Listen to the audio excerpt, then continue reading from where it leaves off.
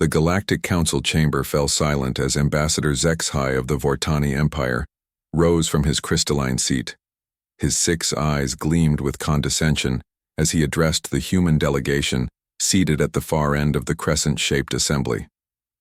Honored members, his voice resonated through the translation matrix, we gather today to discuss the ambitious request from these young beings who call themselves humans. Dr. Sarah Chen, Earth's chief xenoarchaeologist, maintained her composure despite the obvious slight.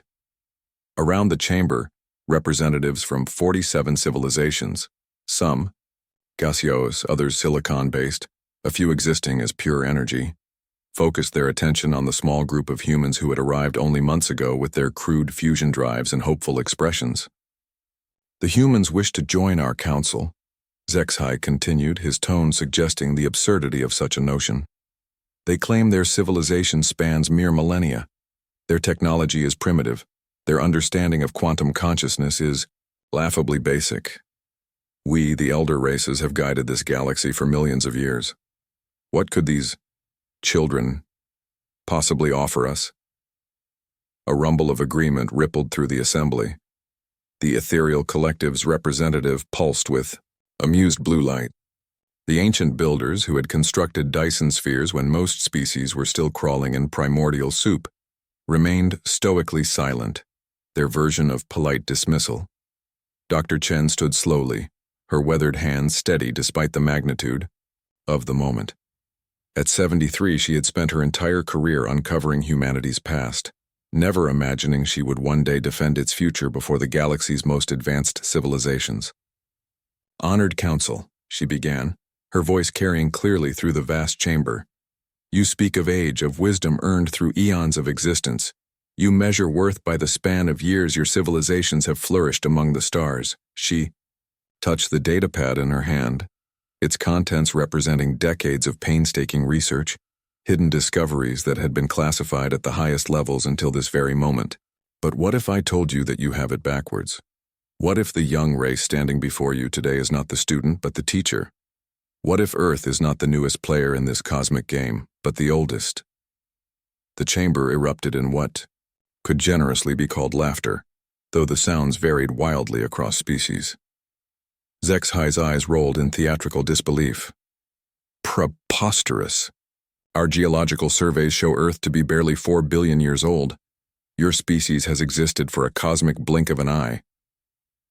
Dr. Chen smiled, an expression that somehow seemed both gentle and terrifying. You surveyed the current Earth, Ambassador, but you never thought to look deeper, did you? You never wondered why a young world would have such an unusually high concentration of heavy elements, why its magnetic field is so perfectly calibrated, why its moon is positioned with mathematical precision. She activated her datapad, and holographic displays materialized throughout the chamber. The assembled delegates leaned forward despite themselves. Beneath Earth's surface, we have discovered something extraordinary. Ruins. Not from our recorded history, but from before, eons before. Cities of impossible architecture, built with technologies that manipulate space-time itself. And these cities, they're not human. The displays showed massive excavation sites, structures that defied physics, inscriptions in languages that predated the evolution of vocal cords. They're ours, Dr. Chen continued quietly, from when we were something else, something far older than we ever imagined. A new voice spoke from the shadows of the chamber, the first words the mysterious keepers had uttered in 3 millennia. Their form was barely visible, more concept than creature. Impossible, the keeper whispered. We are the eldest. We have existed since the galaxy was young. We would have known. Dr. Chen's smile widened. Would you? Our ancestors were masters of temporal mechanics. They didn't just travel through space. They traveled through time itself. When their civilization reached its peak, they discovered something that forced them to make an impossible choice. The hologram shifted, showing astronomical charts of impossible complexity. They found that our galaxy was dying, not in billions of years, but imminently, a cascade failure in dark matter that would unravel reality itself. So they did what no civilization before or since has attempted.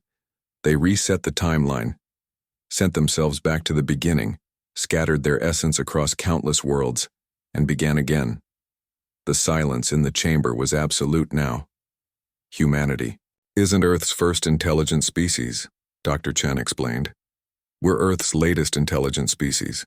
The ruins we found, they're ours. From cycles so ancient that matter itself has been recycled countless times.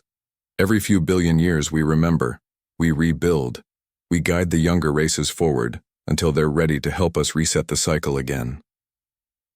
Ambassador, Zexhi's 6 eyes were now wide with something approaching terror.